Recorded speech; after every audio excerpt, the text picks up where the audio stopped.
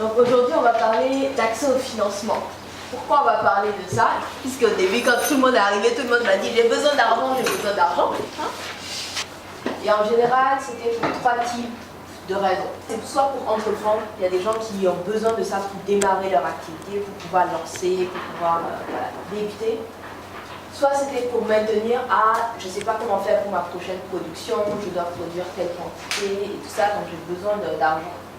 Soit pour se développer, c'est-à-dire par exemple comme toi, j'ai atteint un certain niveau où j'ai besoin d'augmenter mes volumes, donc j'ai besoin de plus d'approvisionnement, où j'ai besoin de plus de quantité d'emballage, où j'ai besoin, j'ai besoin par exemple de faire une campagne marketing pour me développer et tout ça, donc j'ai besoin d'argent pour financer ça. Donc tous, en général, les entrepreneurs à différents niveaux, ils ont des besoins de financement, que ce soit pour se lancer, pour pouvoir préparer les prochains mois, les premiers mois et tout ça, financer l'activité, surtout ses débuts, et pour pouvoir après se développer quand l'activité commence à un peu démarrer. C'est la grande question maintenant, où est-ce que tu trouves l'argent? Il y a des gens qui font du prêt, il y a des gens qui vont te parler d'épargne, il y a des gens qui vont te dire de quoi du crowdfunding, c'est quoi? On va voir ce que c'est ce qu'on appelle le financement participatif. On a parlé de microfinance, on parle de gestion, on parle de crédit. Il y a plein aujourd'hui quand on parle de financement, il y a plein de choses. La question c'est, qu'est-ce qui est le mieux pour nous ici? Comment est-ce qu'on y accède? Et comment est-ce qu'on fait le bon choix? Donc la première chose en fait, c'est de connaître son besoin en financement. Donc en fait, pour parler de besoin en financement, on va parler de ce qu'on appelle le plan de financement. Le plan de financement, c'est quoi? C'est un simple tableau pour noter en fait vos besoins en financement. Du coup, une fois que tu connais ton besoin en financement, c'est là la question maintenant, comment maintenant je vais chercher l'argent et où je vais le chercher. Et donc là, c'est de ça dont on va parler. On va parler des différentes solutions qui existent pour l'accès au financement. Tout d'abord, il faut savoir où on en est. Donc ça, c'est un graphe qui vous montre un peu, en fonction de là où on en est, quel financement on doit aller chercher. Qui veut essayer de se placer? Vas-y. Tu te mettrais où? Idée, développement, croissance, maturité, design, soit tu montes, soit tu veux dire idée, développement et croissance. Ouais, on va dire développement. Entre idée et développement, donc un peu vers tout ça. Là, c'est. Non, moi je ne mettrai pas là. Moi, je trouve toujours à l'étape idée. Parce que tu n'as pas encore vendu de gaz. Concrètement, tu n'as pas encore. Ce n'est pas en phase de développement. Tu n'as pas déjà assis un marché pour te développer. Je peux peut-être cibler en phase de développement. On peut dire qu'il est arrivé là, il n'est même pas encore à la croissance. Donc toi, tu es encore à l'étape idée. Voilà. Est-ce que tu fais combien de chiffre d'affaires? Il n'y en a pas encore. D'accord, donc tu es à l'étape idée. Qui d'autre veut se placer? Qui d'autre veut se placer? Ismaël. Je dirais idée. Ok. Ça marche depuis combien de temps? Tu es peut-être plus en train de tendre. Voilà, je dirais juste là. Non, mais un peu en train de tendre les développements. Bon, tu fais quand tu es en même train de parler tu parles de 2 millions de chiffres complètement. Puisque c'est pas encore réalisé, c'est pour ça que je dis. Non, mais au moins, s'il y a des gens qui ont déjà passé les commandes. Donc tu es déjà en développement, tu vois, ton produit est déjà accessible et tout. Tu es en train de mettre en place la façon dont ça va fonctionner.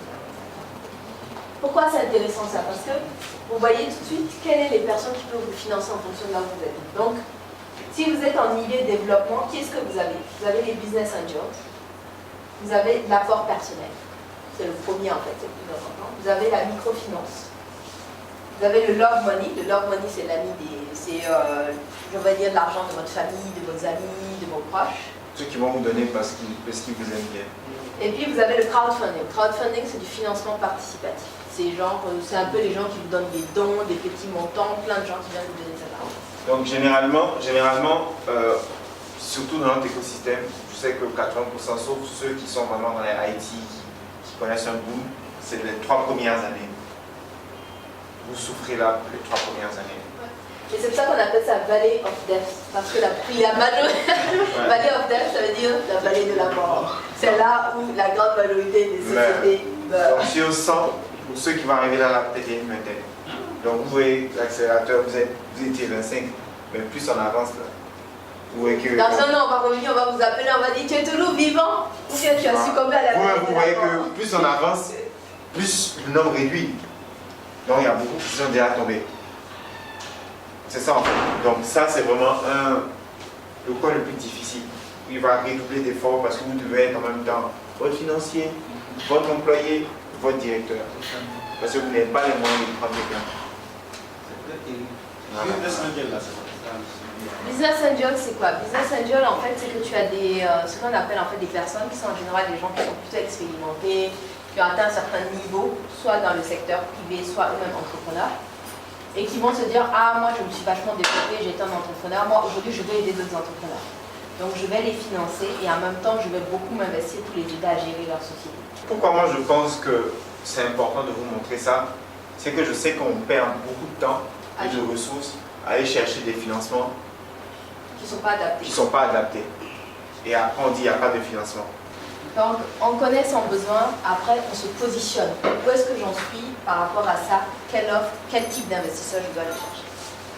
Donc aujourd'hui, c'est ce que je vous disais. Qu'est-ce qui existe en termes de type de financement?